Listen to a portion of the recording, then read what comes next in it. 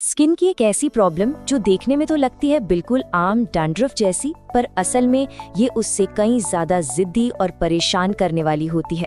तो आज हम इसी गुत्थी को सुलझाने वाले हैं और समझने वाले हैं सीबोरेक डर्मेटाइटिस को। कभी स्कैल्प पर चिपचिपी पीली सी पपड़ी महसूस हुई है, साथ में बहुत ज्यादा खुजली और चेहरे पर खासकर नाक के आसपास हल्की हल्की रेडनेस रहती है। अगर ये सब कुछ जाना पहचाना लग रहा है तो फिर ये जानकारी बहुत ही काम की होने वाली है। अक्सर होता क्या है कि इसे बस एक जिद्दी डैंड्रफ मानकर हम लोग इग्नोर कर देते हैं, लेकिन अगर डैंड्रफ बार बार लौट कर आ रहा है और पहले से ज्यादा सीरियस होकर, तो ये महज डैंड्रफ नहीं बल्कि एक मेडिकल कंडीशन हो सकती है और इसी का नाम है सीबोरिक डर्मेटाइटिस।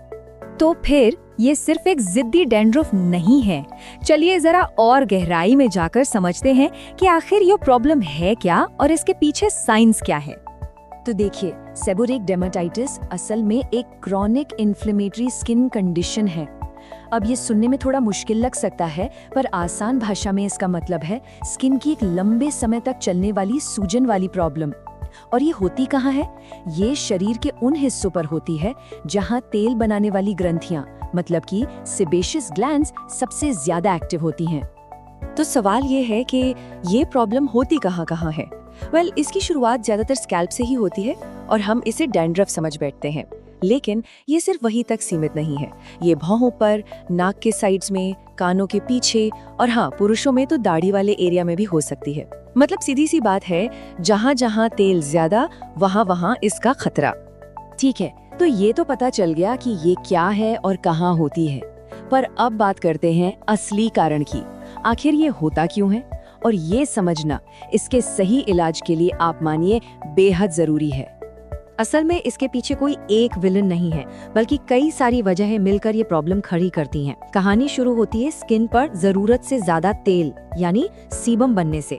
अब ये जो एक्स्ट्रा तेल है ना, ये मेलासेजिया नाम के एक फंगस का, जो हम सबकी स्किन पर होता है, उसका फेवरेट खाना बन जाता है। तो वो फंगस तेजी से बढ़ने लगता है और फिर अगर इसमें स्ट्रेस, हार्मोनल चेंजेस या कमजोर इम्यूनिटी भी जुड़ जाए तो बस समझ लीजिए कि आग में घी का काम हो जाता है।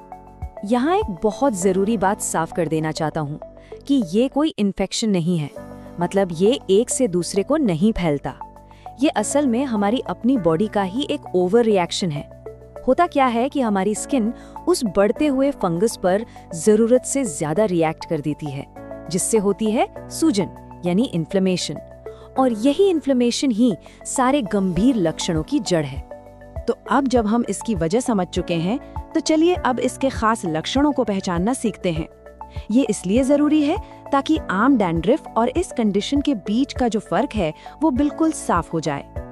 इसके जो लक्षण हैं वो आम डैंड्रफ से कहीं ज्यादा तकलीफ देते हैं। सोचकर देखिए, चिपचिपी पीली सी पपड़ी, स्किन का लाल हो जाना और वो तेज खुजली जो बिल्कुल चैन नहीं लेने देती। कई बार तो जलन भी महसूस होती है। और इन सबसे बड़ा सिग्नल वो है इसका बार बार लौट कर आना, बिल्कुल एक बिन बुलाए मेहमान की तरह। इसी को मेडिकल टर्म्स में फ्लेयर अप कहते हैं। अक्सर लोग इसे घर पर ही ठीक करने की कोशिश में लग जाते हैं और यहीं पर सबसे बड़ी गलती हो जाती है।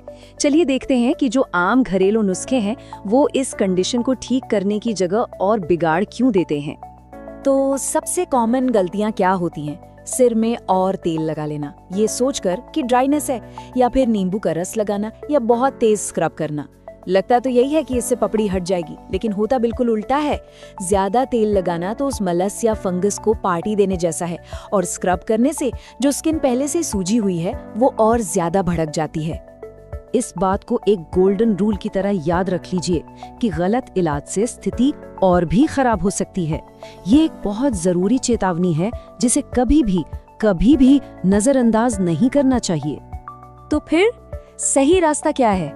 इसका जवाब किसी किचन के नुस्खे में नहीं है, बल्कि एक एक्सपर्ट के पास है, मतलब एक डर्मेटोलॉजिस्ट के ट्रीटमेंट प्लान में। एक डर्मेटोलॉजिस्ट का जो अप्रोच होता है वो बहुत ही सिस्टमैटिक होता है। देखिए, स्टेप 1 में मेडिकेटेड एंटी फंगल शैम्पू दिए जाते हैं। ये क्या करते हैं? ये फंगस की ग्रोथ को कंट्रोल करते हैं। स्टेप 2 में सूजन और रेडनेस को कम करने के लिए एंटी इन्फ्लेमेटरी लोशन या क्रीम्स दी जाती हैं।